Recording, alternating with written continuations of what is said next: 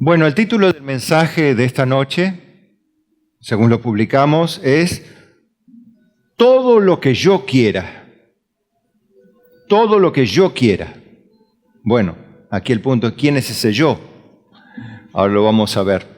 Y eso lo vamos a leer en Isaías, capítulo 44, versos 24 al 28. Dice así la Biblia. Esté muy atento. Así dice Jehová tu Redentor, que te formó desde el vientre. Yo Jehová, que lo hago todo, que extiendo sobre los cielos, que extiendo la tierra por mí mismo, que deshago las señales de los adivinos y enloquezco a los agoreros, que hago volver atrás a los sabios y desvanezco su sabiduría. Yo, el que despierta la palabra de su siervo y cumple el consejo de sus mensajeros, que dice a Jerusalén, serás habitada, y a las ciudades de Judá reconstruidas serán, y sus ruinas reedificaré. Que dice a las profundidades, secaos, y a tus ríos hace secar. Que dice de Ciro, es mi pastor, y cumplirá todo lo que yo quiero. Al decir a Jerusalén, serás edificada y al templo serás fundado. Amén. Tomemos un tiempo de oración, sí, breve, pero sincero. Cierren sus ojos. Padre, oramos con gratitud primeramente y adoración en nuestro corazón, deseando que sea santificado tu nombre, sea tenida tu persona por especial, por primera, por sobre todas las cosas, así como tu palabra. Padre, ahora te rogamos humildemente, enséñanos, mediante la luz que otorga tu Espíritu, a través de la palabra de tu mensajero, que a su vez toma de la palabra de la Biblia para comunicar el mensaje de esta noche. Muéstranos un poco más quién eres tú, Señor. Líbranos del maligno, del mal, de sus obras. Líbranos de todo aquello que nos asedia, nos hace temer, aquello que nos acecha, así como las tentaciones. Y sobre todas las cosas, Padre, líbranos de nosotros mismos, de lo que nos es oculto, de nuestras propias soberbias. Haznos conocer tu agradable y perfecta voluntad para que podamos aplicarla y así también glorifiquemos tu nombre. Envía tus ángeles, Señor, no solo aquí donde estamos, porque sé que están, sino allí donde están nuestros seres queridos, para protegerlos, guardarlos, nuestros bienes. Rodéalos, protégelos. Todo lo que es de tu pueblo es tuyo, todo es tuyo, Padre. Pero así también danos un corazón con ello sabio, entendido, apto para escuchar tu voz y practicar lo aprendido. En el nombre de Jesús te encomendamos este mensaje y todos decimos amén. Tome su asiento. Bueno, vio que en Isaías y en los profetas es muy habitual ver hablar a Dios con gran autoridad. No está de más decir que el mismo Jesús hablaba de tal manera que los mismos que lo observaban decían que él hablaba con alguien como que tiene autoridad. Alguien que al explicar y al declarar verdades llevaba consigo la fuerza de la autoridad. Era sin duda la autoridad divina, la autoridad sobrenatural de Dios. La autoridad que le lleva a decir a Dios, yo, Jehová, que hago todo. Eso habla de su omnipotencia. Que extiendo solo los cielos, que extiendo la tierra por mí mismo, diciendo a mí nadie me ayuda a crear los cielos y la tierra. Cuando hablamos de los cielos y la tierra, hablamos del planeta que habitamos y todos sus elementos, como todos los elementos del universo, inclusive los invisibles. No invisibles porque están distantes, sino invisibles porque son invisibles al ojo humano. Me refiero al mundo espiritual, que es mucho más grande todavía que el infinito mundo físico. Lo digo entre comillas porque tiene un límite. Este infinito espacio que vemos, a nuestra perspectiva así lo es. Desde el punto de vista de Dios, no. Es más, tiene fin, porque Él lo destruirá y hará cielos nuevos y tierra nueva. Él también dice que deshace las señales de los adivinos y enloquece a los agoreros. Los agoreros, los adivinos, ustedes saben, son los que traen una perspectiva del futuro, una revelación del futuro. Y ahí están englobados todos los que hablan del futuro como si lo supieran. La Biblia autoriza solamente a hablar del futuro a los mensajeros de Dios, a los profetas, que hablan de lo porvenir, pero lo anuncian no por la propia voluntad. O sea que, como dice la Biblia, que la profecía no es de interpretación privada. No la lleva adelante por voluntad humana el profeta, sino que nace en la soberana acción de Dios de comunicar a la humanidad toda su voluntad por venir. Y lo hace de una manera tan impactante, tan sorprendente, que se llevan a levantar multitudes de teólogos liberales, por ejemplo, para combatir la veracidad del libro del profeta Daniel, uno de los libros proféticos que hablan con tremenda exactitud de los eventos que habrían de sobrevenir sobre la humanidad, los diferentes reinos y cómo se dividirían, y habla inclusive del mundo, del reino venidero del Mesías, ¿no? Pero en el intermedio todas esas bestias y animales que representaban los reinos humanos están en el libro de Daniel y están explicados. Pero, por supuesto, el hombre se ensaña contra la Biblia tratando una y otra vez de desacreditar y de buscarle la vuelta para que de alguna manera no se crea que la palabra de Dios es infalible. Y si la palabra de Dios fuese falible, Dios sería mentiroso, y si Dios es mentiroso o falible, Dios no sería Dios. Entonces, es en vano todo lo que hacemos, venir acá a alabar a un Dios que no existe, un Dios falso, un Dios que creamos en nuestra mente, como la mayoría de la humanidad hace. Adora a un Dios que no existe, excepto el verdadero Dios. Él inclusive hace volver atrás a los sabios y desvanece la sabiduría. Esta sabiduría, por supuesto, no se refiere a la sabiduría del cielo, sino se refiere a la sabiduría o al conocimiento científico.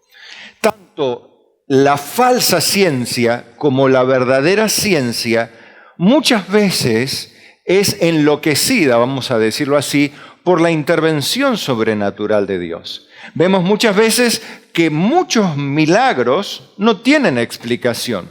Yo soy testigo de uno de ellos, de una manera contundente, y un médico que termina reconociéndolo, no en mi vida, sino en uno de mis hijos, pero un médico al cual no le reconocen que el hecho existió como tal, sino que dicen que algún error hubo para que los exámenes diesen sorprendentemente diferente de un momento a otro, ¿no?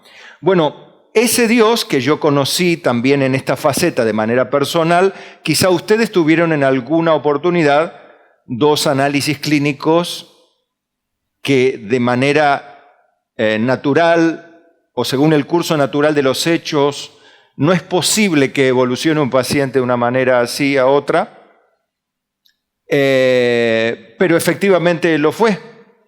Yo tuve en mi mano eso y yo lo vi también, no por eso es más válida mi palabra, sino que solamente lo que hago es ver que se cumplió esto que dice acá, que Él hace volver atrás a los sabios y desvanece su sabiduría. Yo, dice, el que despierta la palabra de su siervo, y aquí ya está hablando de sus profetas y particularmente del Mesías, y cumple el consejo de sus mensajeros. No que los mensajeros traigan una palabra y él hace que se cumpla, al contrario, sino él le da a los mensajeros una palabra que luego se cumple y por eso él cumple el consejo de sus mensajeros. Porque no nace en la voluntad del mensajero. Es más, vemos en la Biblia una y otra vez mensajeros de Dios que no quisieron serlo. Yo no soy profeta ni patriarca ni profeta del Nuevo Testamento, pero yo tampoco quise ser lo que soy. Y no me ufano de serlo, y tampoco quisiera serlo por serlo, sino que simplemente lo soy porque Dios me ha mandado. Y punto. Muchas veces vemos otro aspecto en este mundo, que las personas se desesperan. No está mal. Por un lado, la Biblia dice que el que anhela un obispado, buena obra desea. No está mal desear ser supervisor de la iglesia, no está mal, pero debe haber requisitos que deben cumplirse. Pero también, más allá de eso, vemos que muchas veces esos requisitos se echan por la borda y en vez de esforzarse por ponerse a disposición de Dios, se esfuerzan por todos los medios a conseguir las réplicas de lo que sería un ministerio pastoral, por ejemplo, un ministerio profético. Y se convierten no en mensajeros de Dios, sino en mensajeros de Satanás. Vestidos con pieles de ovejas, pero dice la Biblia que por dentro son lobos rapaces. Pero vemos que muchas de esas personas, si buscamos archivos, porque ahora, como se dice esta frase, no, fulano y lo que dice fulano no resiste el archivo, eso quiere decir que ahora, con YouTube y Facebook, se acabaron ya los profetas que profetizaban, porque queda todo grabado. ¿Y qué pasó con esto? ¿Y qué pasó con lo otro? ¿Y acá? ¿Y allá? ¿Qué con esto? ¿Qué con lo otro? ¿No? Ya han disminuido la palabrería porque sabe que queda registrado. Y en tal caso lo dice en secreto, porque en secreto, es tu palabra contra la mía. Así que son esas cosas que Dios prepara un poco para defender a la iglesia de todas estas cosas, ¿no?, que la confunden. Pero yo quiero enfocarme no en el profeta, sino en el Dios de los profetas, en este caso Isaías, que en el tiempo de Isaías se profetiza su cautiverio, como también se profetiza en Jeremías, en Ezequiel, ¿verdad? Y que se cumple posteriormente, a donde aparece luego Daniel, principia también Ezequiel, allí en el cautiverio, y después vemos en el retorno a Ageo, el profeta Ageo ya en el retorno, profetizando, y es el único profeta que, digamos, le va bastante bien en el sentido de la relación con el pueblo, porque trae palabra de aliento y esa parte funcionó.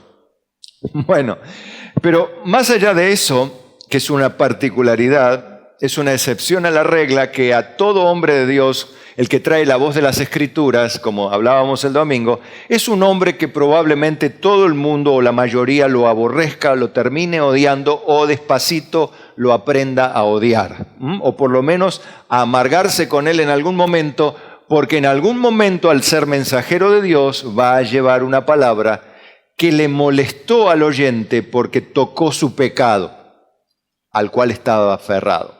No así el creyente humilde, sincero, genuino, que no le molesta eso, porque que me corrija un sabio, es como decía el salmista, es como un excelente bálsamo, que me castigue un justo, que me hará un favor, dice, reconociendo la parte positiva de la corrección y el castigo inclusive de un justo, no de cualquier persona, ¿sí?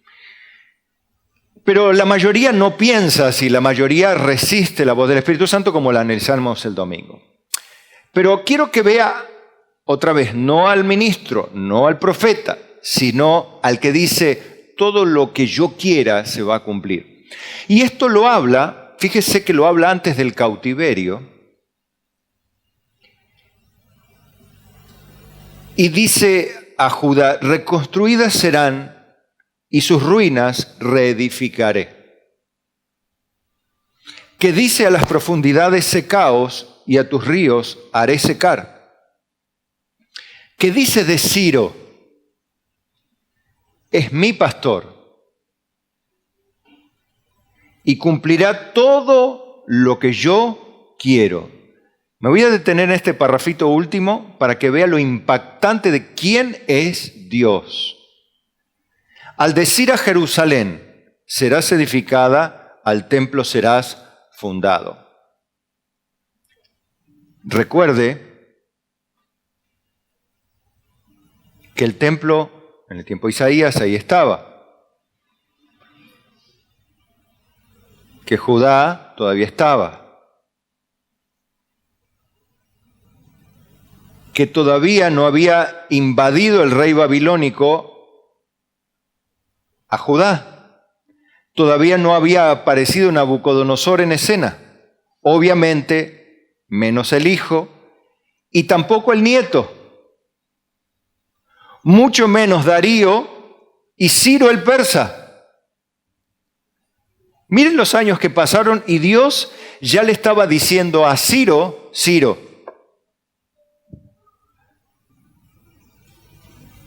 es mi pastor. No voy a hacer un análisis de esto porque en otro lugar dice, tú, aunque no me conociste, yo te di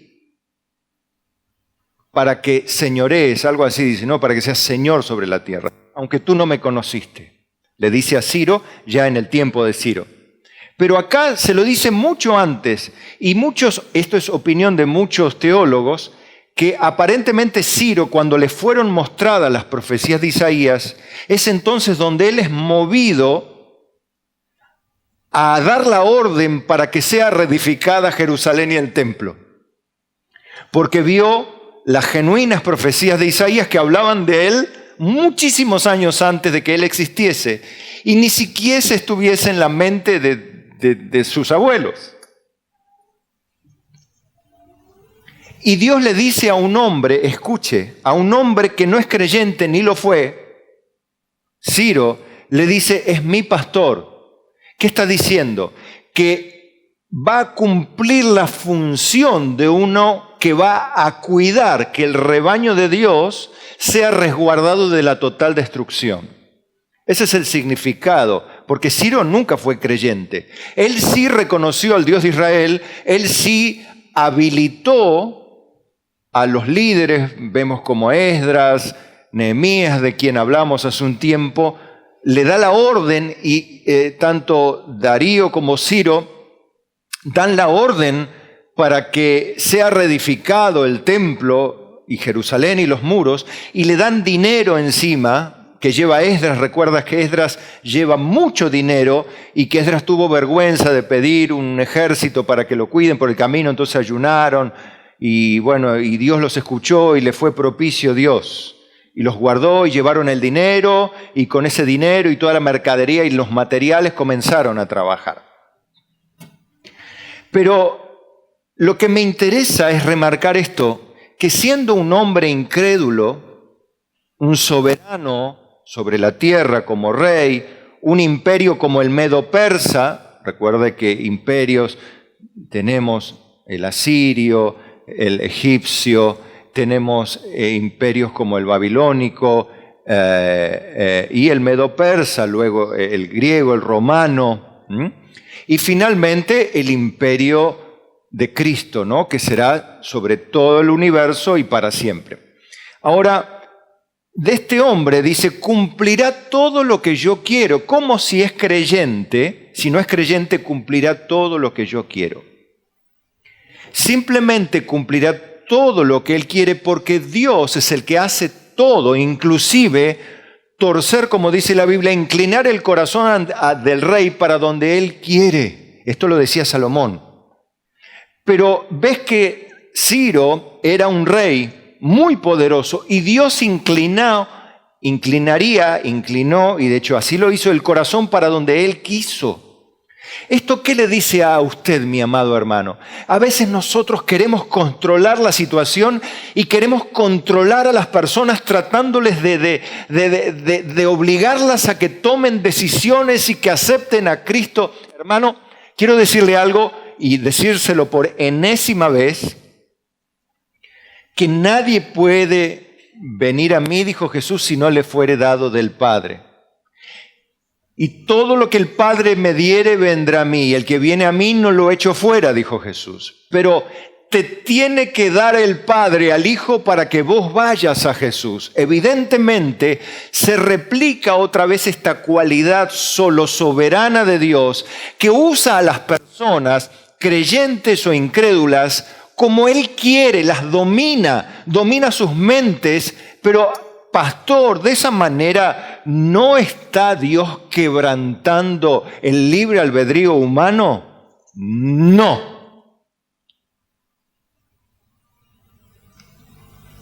Porque también la Biblia enseña al mismo tiempo que Dios le da la libertad al hombre de venir a Él. Venid a mí, escogeos hoy a quién sirváis. Tienen dos caminos. ¿En qué consiste la condenación? En que los hombres amaron más las tinieblas que la luz, por eso no vienen a la luz y otros vienen a la luz. Tienen la libertad los hombres de venir. Es más, Dios le dice a los seres humanos, vengan a mí, vengan todos. Mirad a mí, dice Jehová, y sed salvos todos los términos de la tierra. ¿Se da cuenta? La inmensidad de la grandeza del poder de Dios, que Él puede dominar la mente de un hombre sin perturbar su libre albedrío y decisión. Ese es Dios. Usted, si quiere, hermano, se puede ir al infierno. Si quiere. No sé si quiere. Bueno, si usted no es creyente, lo único que tiene que hacer para ir es nada. Viva como quiera y punto. ¿Y por qué? Y porque el que creyere y fuere bautizado será salvo, mas el que no cree ya ha sido condenado. No es que va a ser condenado, no, ya ha sido condenado porque no ha creído en el unigénito Hijo del Padre. Ya viene condenado de nacimiento por su naturaleza pecaminosa. Diga que mientras el bebé es bebé, tiene cubierta su pecaminosidad por la sangre de Cristo, porque Cristo dijo que de los niños es el reino de los cielos, ¿verdad? Dejad a los niños venir a mí, dijo, porque de los tales es el reino de los cielos. Nadie, hermano, quiero que vea esto, porque vieron que las personas, todo el mundo dice, yo hago lo que quiero con mi vida, es algo muy común. Inclusive, ¿quién de nosotros en algún momento de nuestra vida, y los que tienen más años tienen más oportunidades, quién no lo ha dicho alguna vez en un enojo con alguien? Bueno, yo con mi vida hago lo que quiero. ¿No? Bueno, quiero que entienda algo. Y es correcto, usted con su vida va a hacer lo que bien se le dé la gana. Y puede hacerlo si quiere. Pero usted, ni yo, ni el diablo, ni el infierno, ni los ejércitos del cielo, ni nadie se pueden interponer ni disponer la voluntad de Dios. Isaías 43:13 dice, aún antes que hubiera día, yo era. Y no hay quien de mi mano libre. Lo que yo hago, ¿quién lo estorbará? Como diciendo, ¿quién es aquel que quiera enfrentarme y estorbarme para que yo no pueda hacer? Bueno, pastor, pero por ejemplo, Pablo dijo que cuando iba a ir a Tesalónica una y otra vez, o a Corinto creo que era, Satanás nos estorbó. ¿Ves? Estorbó el plan de Dios. No. Estorbó el viaje de Pablo bajo el permiso de Dios. Escuche, cuando Satanás agredió a Job y a su familia y a sus bienes, lo hizo bajo el completo control de Dios, bajo los límites que Dios le puso y en el tiempo que Dios dispuso. Nunca pasó Satanás 1 milímetro más allá de lo que Dios le permitió hacer. Porque Satanás simplemente es un instrumento de mal en medio de un mundo cargado de mal para que la gloria de Dios sea más gloriosa. Para eso existe el mal. En 2 de Crónicas, que habla un poquito de alguien que tiene dominio sobre todo, en 2 de Crónicas 1:7, ¿recuerdan? Le dice a Salomón cuando él asume su reinado, le dijo aquella noche apareció Dios a Salomón y le dijo, pídeme lo que quieras que yo te dé. ¡Wow! Claro, entre dos novios, podría decirle el novio a la novia, ¿no? Pedime lo que quieras que te voy a dar. Por vos voy a hacer cualquier cosa. Y bueno, se supone que la novia va a ser prudente y va a pedir algo que el novio pueda hacer, pero sabe que hay cosas que no puede hacer, ¿no? La verdad es que inclusive en la antigüedad era una manera de decir, como le pasó a la reina Esther, una petición te hago, rey. ¿Qué quieres, reina Esther? Hasta la mitad del reino te daré. Era una manera de decir que te doy hasta la mitad del reino te puedo llegar a dar si vos tan solo me lo pedís, dulce Esther. Porque estaba enamorado del rey, ¿no?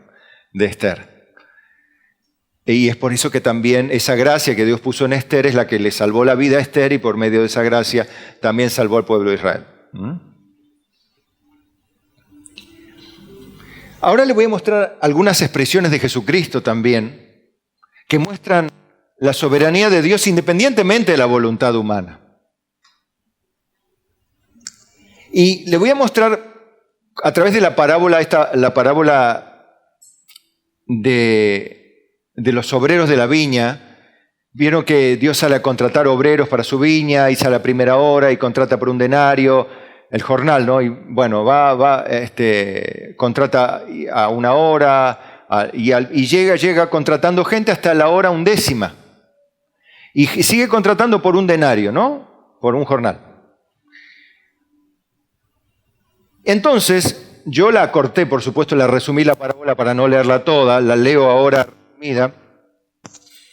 Dice en el verso 1, porque el reino de los cielos es semejante a un hombre, padre de familia, que salió por la mañana a contratar obreros para su viña. Y habiendo convenido con los obreros en un denario al día, los envió a su viña. O sea, el contrato era, venís a trabajar, te pagamos un denario el día. Como vos vas a estacionar a las playas de acá, de los lugares turísticos. Vos vas y te dicen cuánto el día, 100 pesos el día. Y llegás a las 3 de la tarde y ¿cuánto te dice? 100 pesos el día. Y llegás a las 4 de la tarde, 100 pesos el día. A las 5, 100 pesos el día. A las 6, 100 pesos al día. De repente no está mal, bueno, estacionas gratis. Pero porque ya terminó el horario de control. Bueno, yo quiero que vea lo mismo aquí, pero en el reino de los cielos. Y habiendo, dice el verso 2, convenido con los obreros en un denario al día, los envió a su viña. El verso 10. Viene, ¿no? Este padre de familia, ¿no? Y al recibirlo, dice, al venir los primeros a cobrar, pensaron que habrían de recibir más. Pero también ellos recibieron cada uno un denario. Primero venían cobrando los que vinieron a última hora, venían cobrando un denario. Bueno, entonces llegamos nosotros, vamos a cobrar más, pues estuvimos trabajando más. Y él respondiendo dijo a uno de ellos en el verso 13, amigo, no te hago agravio. ¿No conviniste conmigo en un denario? Porque habían convenido en un denario, ¿sí o no? Bueno, dijo, bueno, toma lo que es tuyo y vete. Pero quiero dar a este como a ti. No me es lícito, dice Dios, a través de esta parábola, ¿no? Hacer lo que quiero con lo mío. ¿O tienes tu envidia porque yo soy bueno? No había forma de responderle. Yo si quiero darle 20, le doy 20. ¿No? ¿Convinimos así o no? ¿Quedamos, hicimos el contrato así o no? Sí. Bueno, toma lo que es tuyo y andate. Cuando no hay argumentos contra Dios, hermano. Imagínense, ¿no? Yo lo veo a Dios así, un Dios que dice, no se discute conmigo no se discute. Hermano, a veces, yo entiendo, ¿no? Porque somos seres humanos, pero ¿quién en algún momento como que tuvo la intención, y algunos lo han hecho, algunos hasta se han apartado inclusive, porque han intentado, digamos, contender contra Dios, o han intentado disputar contra Dios para decirle, ¿por qué, Señor? ¿Por qué así? Lamentablemente, influenciados justamente por este cristianismo contaminado, por un evangelio pagano, es que heredamos una cultura donde pensamos que ser creyentes es vivir las bendiciones y vivir la abundancia y vivir la vida como en las revistas, ¿no? O como en las telenovelas, que todo termine bien. Como en las películas, son muy pocas las películas que terminan mal. Es más, te da tanta bronca cuando una película más, dice, no veo una película más de este productor o de este artista, o nunca más. Me dejó re mal, me fui a dormir mal. A todos les gustan que las películas terminen bien, ¿no? ¿Sí o no? Es natural, a nadie le gusta que su historia termine mal. Pero quiero decirle algo, que Dios nunca convino con nosotros que la vida cristiana todo termine bien. Nunca, si no lea Hebreos 11, póngase a leer Hebreos 11, la cantidad de personas que dieron buen testimonio en cuanto a la fe, o sea que eran verdaderos y genuinos creyentes. Hebreos 11, empiece ahí a leer Hebreos 11, anótelo y vea que hay personas que taparon bocas de leones, pusieron en fuga ejércitos extranjeros, las viudas recibieron a sus maridos de los muertos, y recibieron milagros y grandes cosas, pero otros vivieron errantes, en cuevas, vestidos de pelos de animal, cuya vida no era digna para nadie, pero también dieron testimonio en cuanto a la fe, eran verdaderos creyentes, y fueron aserrados, muertos a espadas, partidos por la mitad. Otros, como vemos en la historia del cristianismo, fueron incinerados, hechos antorchas humanas para iluminar los palacios del rey, ahora no me sale. Nerón, perdón, no me salía, gracias. Nerón, un hombre enfermo mentalmente, lleno de violencia y de sangre, su mente. Cristianos que eran perseguidos por solamente vivir el cristianismo. Y a lo largo de la edad medieval vemos de miles de personas martirizadas por su cristianismo, acusadas de herejes cuando los herejes son los verdugos, eran los herejes. Y hasta hoy seguimos viendo que marcan de herejes, de divisores de la iglesia, a quienes predican la Biblia, hermano, cuando son los mismos herejes los que dividen la iglesia. Son los mismos herejes que arrancan a los hermanos de las congregaciones para llevarlos a un paganismo cristiano, por decirlo así, de manera irónica. Yo quiero que conozca al Dios de la Biblia, que Él te dice, yo a vos te prometí vida eterna, no vida de salir del casino todos los fines de semana con 1 o 2 plenos, por ironizar un poco, ¿no? Yo no te prometí una vida cargada de felicidad, te prometí estar contigo en todo tiempo, te prometí consolarte en todas tus tribulaciones, te prometí librarte de todas ellas, y te prometí llevarte conmigo, y te prometí venirte a buscar y te vendré a buscar, dice el Señor. ¿Verdad? Entonces, esa herencia malvada y maléfica que recibimos es la que nos impide muchas veces vivir con libertad nuestro cristianismo. Pero por otro lado, quiero que siga conociendo al Dios de la Biblia, cuando Él dice, todo lo que yo quiera voy a hacer, y punto. Porque hasta hoy vemos que como el cristianismo se alza para ocupar un supuesto don de Dios de una porción de omnipotencia para llamar a la existencia cosas que no son a través de la expresión asociada al nombre mágico de Jesús.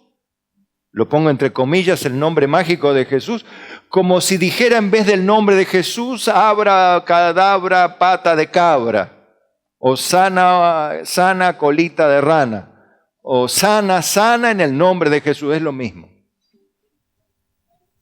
No entendiendo el significado de esa frase, ni tampoco el principio que opera en la Biblia en eso, de la soberanía de Dios.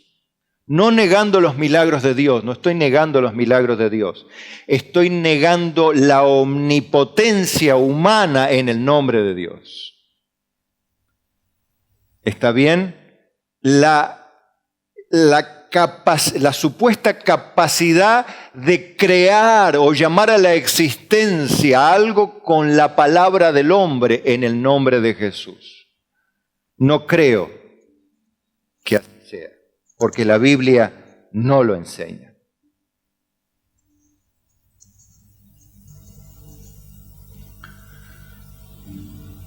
Juan 21:20. Generalmente tenemos problemas entre nosotros, ¿no? Porque Dios a uno bendice así, o Dios a uno lo llama acá. Imagínense, ¿cuántos estaban más cerca de Jesús? ¿Estaban los 12? ¿O había gente más cercana a Jesús? Y había gente más cercana, Juan, Pedro. Estaban ahí, cerca de Jesús, más cerca que los demás. ¿Pero por qué? ¿Los demás eran más malos? ¿O ellos eran más buenos? No. Dios le pareció así. A nosotros es los que cuestionamos los formatos de Dios. Somos nosotros los que cuestionamos la soberanía de Dios. Él le dice a Ciro, yo voy a hacer lo que quiero, inclusive con el rey que ni conocen aún, yo voy a hacer lo que quiera con él. Hará todo lo que yo quiero. Y él ni se enteró, Ciro ni se enteró. Hizo todo lo que quiso Dios y Ciro ni se enteró después. Volviéndose Pedro, que le seguía al discípulo que amaba a Jesús. O sea, fíjense esto, ¿no? El discípulo que amaba a Jesús, como diciendo a los demás no los amaba, podría decir alguno. Sí que los amaba. ¿Qué significa esto al que amaba a Jesús? Que tenía una cierta cercanía, una confianza mayor con algunos que con otros. Juan, por ejemplo. El mismo, y alguno puede decir, ¿Dios hace acepción de personas? No. Hermano, dígame cuál es la ley que regula el amor. ¿No hay ley contra el amor o sí? No hay ley. Yo puedo amar cuanto quiera. Yo debo amar. Pero si alguno quiere amar más, ¿qué problema hay? No hay una regulación. No estoy haciendo acepción de personas, porque si no Dios lo estaría haciendo acá. Y ahí está donde nosotros cuestionamos. ¿Por qué lo ama más a fulano? ¿Y por qué no? Y Pedro le pasó eso. Le dice, volviéndose Pedro que le seguía al discípulo a quien amaba a Jesús, él mismo en la cena se había recostado al lado de él y le había dicho, Señor, ¿quién eres el que te ha de entregar? En el verso 21, cuando Pedro le vio, dijo a Jesús, Señor, ¿y de este qué? Fíjese cómo le habla, ¿y de este qué? Entonces Jesús le dijo, como diciendo, Pedro, si quiero que él quede hasta que yo venga, ¿qué a ti? Sígueme tú. O sea, haz tu parte, si yo quiero que él se quede aquí hasta que yo venga, ¿a vos qué te importa? Así actúa Dios. A veces nos importa demasiado lo que Dios determina hacer con otra persona. Parece que Dios nos tiene que hacer caso a nosotros y en realidad somos nosotros los que tenemos que sujetarnos al yo quiera de Dios. ¿Se entiende? Entonces, no queda la cosa ahí. Dice, este dicho se extendió entonces entre los hermanos que aquel discípulo no moriría. O sea, se empezó a correr el rumor. Bueno, efectivamente medio fue así, ¿no? Que en realidad sí murió, pero no murió como mártir, porque Juan murió de viejo. Pero se corría el rumor de que Juan no iba a morir y bueno, efectivamente murió, pero murió no como los otros. Pero él le dijo, si quiero que él quede hasta que yo, ¿qué a ti? ¿Qué te importa a vos si yo quiero que él tenga la vida hasta que yo aparezca de nuevo? Como diciendo, si yo quiero que él permanezca en ese lugar, ahí se va a quedar porque yo quiero y punto. A veces, otra vez insisto, somos o no somos cuestionadores, como que todo tiene que regularse según nuestra perspectiva. Y vemos claramente que a Dios no le importan nuestras perspectivas de su reino y de su obra. No le importan. A nosotros nos importan.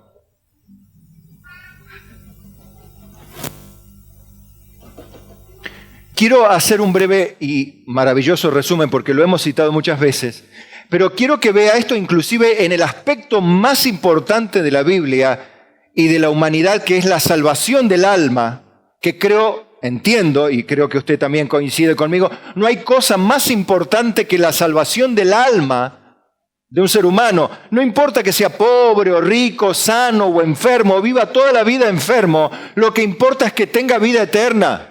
Porque usted vio la historia que cuenta Jesús del rico que hacía banquete cada día con esplendidez. La pasó fantástico toda su vida. Y a la puerta de la casa de ese hombre había un mendigo que se llamaba Lázaro, que vivía enfermo, lleno de llagas, pero era creyente y se murió lleno de llagas a tal punto que los perros le lamían las llagas al pobre Lázaro. No Lázaro el que resucitó, no el amigo de Jesús, es otro Lázaro.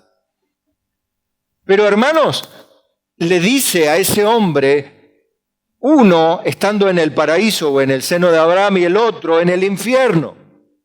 ¿De qué le sirvió todos los días pasarla bien si está en el infierno? Y para siempre. Y en cambio el otro dirá, ya la pasé muy mal muchos años de mi vida, pero tampoco importa, porque ya estoy en el cielo con mi Señor. Amén. ¡Qué bueno Dios! Esa es la perspectiva que quiero que tome usted de Jesucristo. Mire, lea con atención estos párrafos. Siga con atención estos párrafos ahí en pantalla o en su Biblia. Efesios 1:3. Bendito sea el Dios y Padre de nuestro Señor Jesucristo, que nos bendijo con toda bendición espiritual en los lugares celestiales en Cristo. Voy a remarcar lo que pongo en negrita, le voy a dar más énfasis con la voz. Según, verso 4, nos escogió en Él antes de la fundación del mundo, para que fuésemos santos y sin mancha delante de Él. En amor, habiéndonos predestinado para ser adoptados hijos suyos por medio de Jesucristo, según el puro afecto de su voluntad. O sea, porque le pareció re bien, nos escogió en Él, en una frase. ¿Pero para qué? Para alabanza de la gloria de su gracia, con la cual nos hizo aceptos en el amado, en quien tenemos redención por su sangre, el perdón de pecados, según las riquezas de su gracia, que nos hizo sobreabundar para con nosotros en toda sabiduría e inteligencia, dándonos a conocer el misterio de su voluntad. Porque su voluntad es un misterio para los hombres. ¿Cómo que Dios escoge por el puro afecto de su voluntad? Bueno, eso dice la Biblia y es un misterio para las personas que no quieren aceptar el perdón de sus pecados porque no quieren arrepentirse de ellos. Pero la Biblia dice que eso es un misterio para ellos. Dice, escuche, según su beneplácito, el cual se había propuesto en sí mismo de reunir todas las cosas en la dispensación del cumplimiento de los tiempos, así las que están en los cielos como las que están en la tierra. En Él, asimismo, tuvimos herencia. Escuche, habiendo sido predestinados conforme al propósito del que hace todas las cosas según el designio de su voluntad. Igual que en Isaías, hago lo que yo quiero, a fin de que seamos para la alabanza de la gloria nosotros los que primeramente esperábamos en Cristo.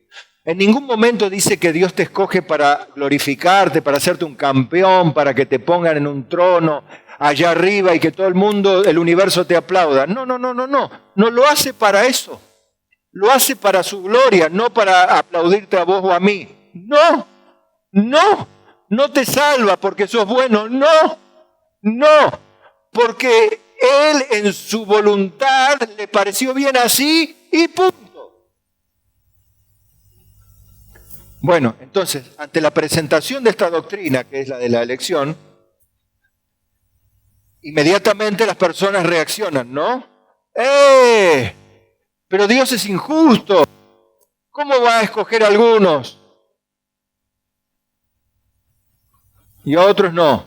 Dígame primero, piense usted, ¿para quién está cerrada la puerta del cielo? Dios dice que alguna clase de personas, por su raza, por su contextura física, por su estilo de vida, por su cantidad de pecados, ¿no puede entrar al cielo? Todo aquel que viene a mí, no lo echo fuera. Dios dice, venid a mí. Si tus pecados fueren como la grana, vendrán a ser como la blanca lana. Y si fueren rojos como el carmesí, como la nieve, serán emblanquecidos. Venid y estemos a cuenta. O sea, no hay drama con el pecado, por más grave que sea. El problema no es el pecado, el problema es que el hombre ama sus pecados y no quiere soltarlos. Entonces, ante la persona que cuestiona a Dios, ¿cómo que Dios es injusto? Ahí va la respuesta de Pablo. Recuerda que le di una vez, ahora voy a revisar las carpetas, como dice la seño, a ver si las tienen completas, porque tenían como tarea estudiar Romanos 9. Y en Romanos 9:13 dice, como está escrito, a Jacob amé y a Esaú aborrecí. Pues diremos que hay una pregunta. La pregunta que se hace es, ¿por qué Dios es injusto? ¿Por qué amó a Jacob y aborreció a Esaú? Dígame, ¿qué pecador merece ser amado? Dígame si algún pecador merece ser amado. ¿Alguno merece ser amado, algún pecador? ¿Hay algún ser humano que no sea pecador? Entonces, si aborrece a Esaú, ¿es correcto? Es correcto. Y ahora, ¿está prohibido por la ley de Dios amar? O sea que Dios ama, ¿es injusto? ¿Es incorrecto que Dios ame? No. No es injusto que Dios ame. No hay ninguna ley que prohíba amar. Lo justo es que te aborrezca. Pero es justo también amar, porque el amor no hay ley contra el amor. También es justo amar. Y si Dios decide amar, ¿a ti qué? Diría Dios. Está bueno esto, ¿no? ¿Te gusta? Mire. Entonces, ¿qué hay? ¿Injusticia en Dios? De alguna manera dice. Pues a Moisés dice, tendré misericordia del que tenga misericordia y me compadeceré del que me compadezca. Así que, frase, no depende del que quiere, del que corre, sino de Dios, que tiene misericordia. Porque la Escritura dice a Faraón, a esto te he levantado como acción, para mostrar en ti mi poder, para que mi nombre sea anunciado en toda la tierra. Recuerda que Moisés le fue a pedir a Faraón que le hiciera su pueblo. ¿Qué dice que Faraón? Pero Moisés le fue a pedir, ve mi pueblo. Y vea mi pueblo. Y Faraón. Y ahora, dice luego Dios, de manera que de quien quiere tiene misericordia y al que quiere endurecer, endurece. El que se endureció primero fue Faraón y después Dios le endureció el corazón a Faraón como juicio por la dureza de su corazón. O sea, si el corazón era de piedra de Faraón, Dios se lo puso de diamante como castigo. Eso, así fue. Pero me dirás, ¿por qué pues sin culpa? Porque ¿quién ha resistido a su voluntad? Más antes, ahora dice Pablo, ¿no? Oh, hombre, ¿quién eres tú para que alterques con Dios? ¿Dirá el vaso del barro al que lo formó, ¿por qué me has hecho así? ¿O no tiene potestad el alfarero sobre el barro para hacer de la misma masa un vaso, para honra y otro para deshonra? ¿Y qué? Si Dios, queriendo mostrar su ira y hacer notorio su poder, soportó con mucha paciencia los vasos de ira preparados para destrucción y para hacer notorias las riquezas de su gloria, las mostró para con los vasos de misericordia que Él preparó de antemano para gloria. Todo va para su gloria, no va por nosotros, hermano. La misericordia no es algo que se nos debe, sino algo que alcanzamos porque a Dios le place.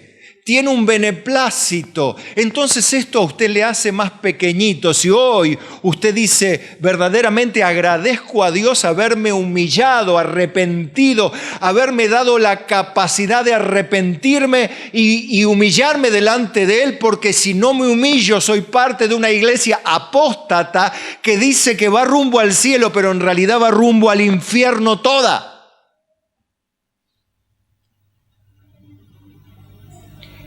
¿Y qué si Dios, queriendo mostrar, dice, hace notorio su poder? ¿Y qué? Como diciendo, ¿y qué? ¿Qué te importa? Esto me gusta porque desafía a la soberbia humana. A ver, ¿qué tanto Dios, qué tanto Dios? Un día dice, ¿y a vos qué te importa?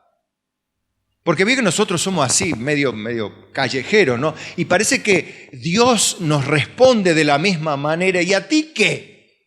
Tú que echas tras tus espaldas mis palabras, ¿pensaste que era yo como tú? ¿Pensaste que soy injusto como vos, que soy mentiroso como vos? Así nos dice Dios. ¿Pensaste que yo iba a correr con tus pecados, que iba a respaldar tu inmundicia, que yo te iba a bendecir con toda tu inmundicia adentro, que yo iba a confirmar tu ministerio porque a vos se te ocurrió tener un ministerio? ¿Pensaste que yo iba a ser como tú? No, dice Dios, no. Yo hago lo que yo quiero, dice Dios. Ese es mi Dios, no sé si es el suyo.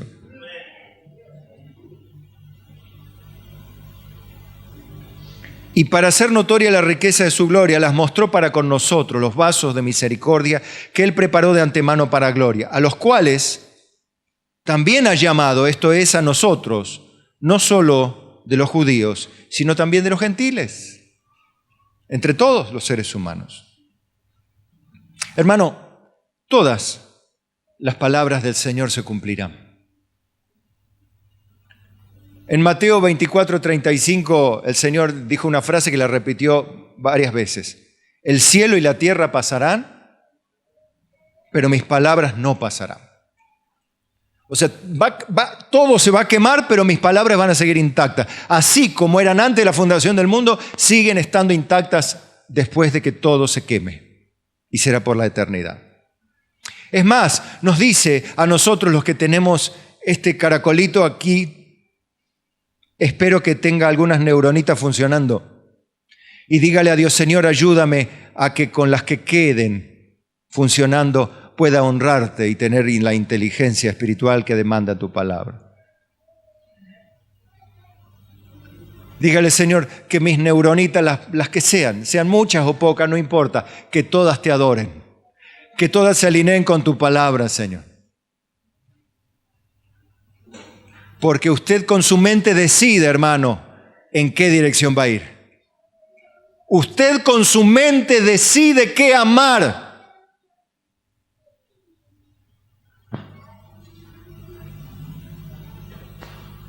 Isaías 55:9, como son más altos los cielos que la tierra, así son mis caminos más altos que vuestros caminos y mis pensamientos más que vuestros pensamientos.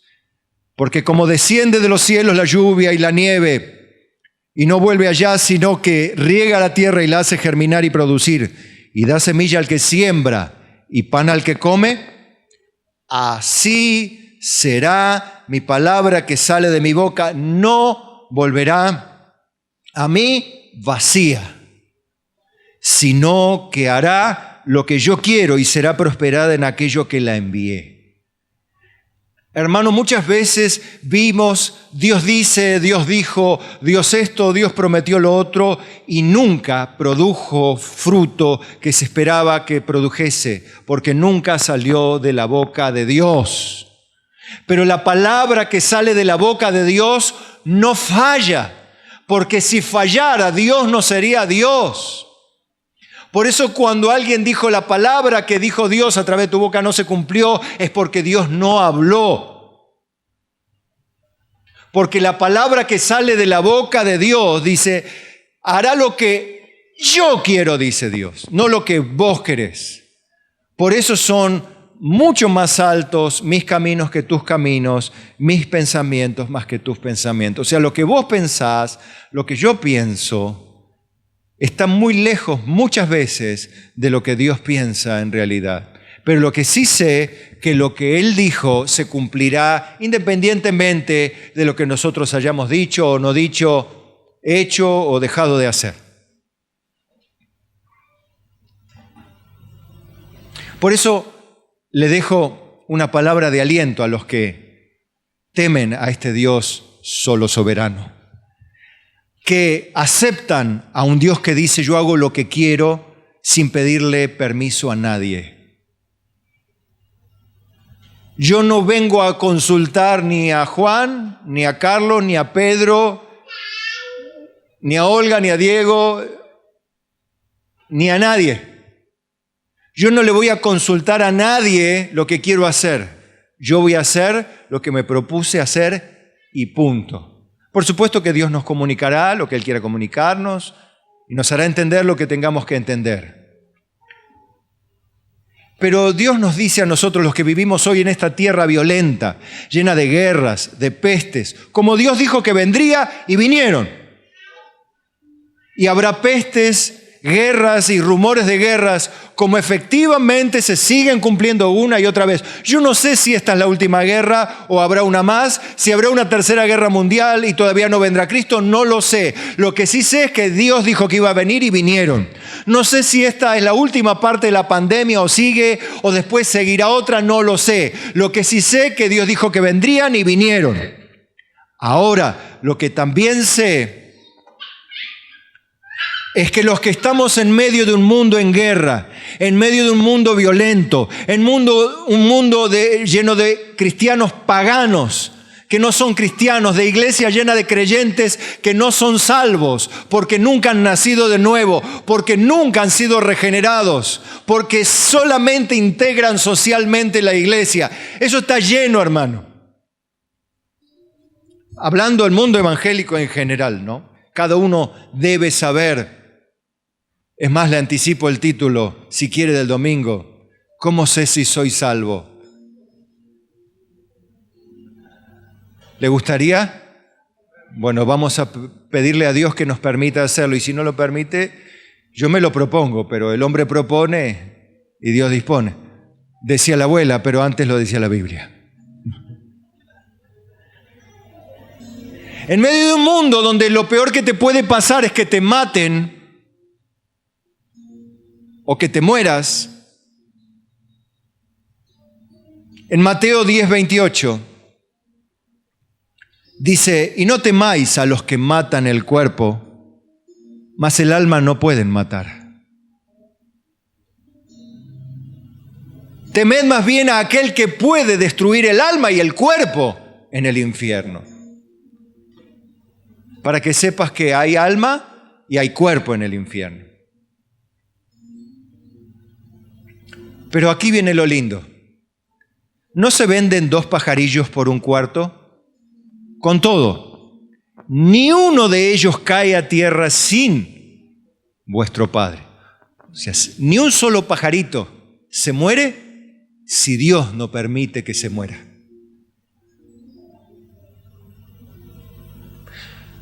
Le doy un ejemplo. Yo conocí a un sapo. ¿Qué dice, pastor? Que se llamaba Pepo, porque vivía en mi casa.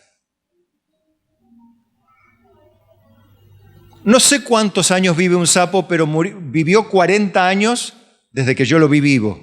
Antes no sé cuánto vivió, pero vivió 40 años el sapo. En un sapo, sapo ya, ¿no? Sapo común, pero sapo. Horrible, pero era sapo y era bueno. Se llamaba Pepo. Se llamaba porque ella murió hace un poquito tiempo. Usted dice, 40 años un sapo. No sé cuánto vive un sapo, después me dirá usted. Pero si Dios no quiere que muera, un pajarito tampoco morirá. Si Dios no quiere que vos te mueras, tampoco te morirás por más que te tiren a matar. Pero por más remedios y cosas que tengas, si Dios determina que te tenés que morir, te vas a morir.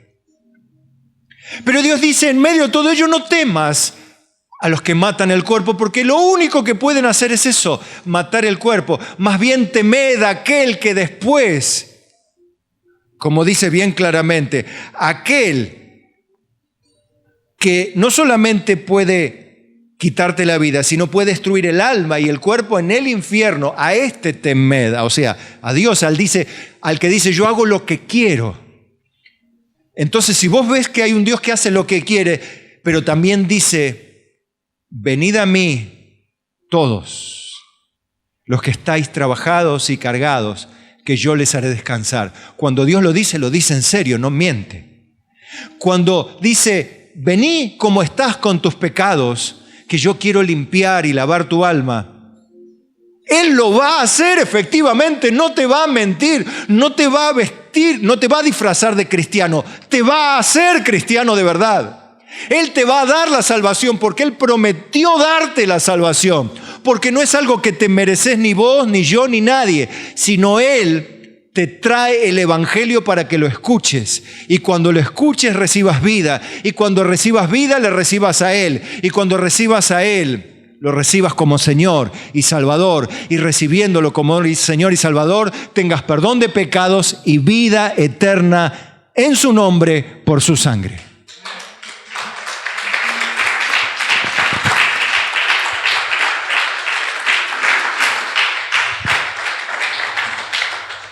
Pues aún vuestros cabellos están todos contados.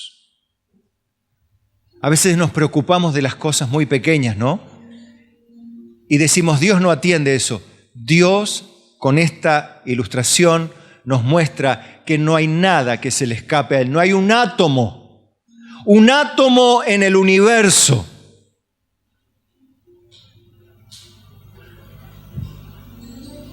Justo estaba estudiando la tabla periódica, Agustín. No sé cuál es el átomo que tiene un solo electrón y el que tiene más. El uranio o el plutonio, no sé. ¿Con todo? Ni un átomo, ni un electrón de un átomo sale de su órbita si Dios no lo permite. Claro, antes no se conocía la ciencia donde ya se conocía la estructura de los materiales. Hoy sí se conoce. Pero por el mismo principio, ni un electrón se sale de su órbita si Dios no lo permite. Así que no temáis, dice Dios. Más valéis vosotros que muchos pajarillos, que muchos átomos. Vosotros valéis mucho más, dice, a tal punto que Jesucristo dio su vida para que todo aquel que en Él crea no se pierda, mas tenga vida eterna. A Él sea por siempre la gloria.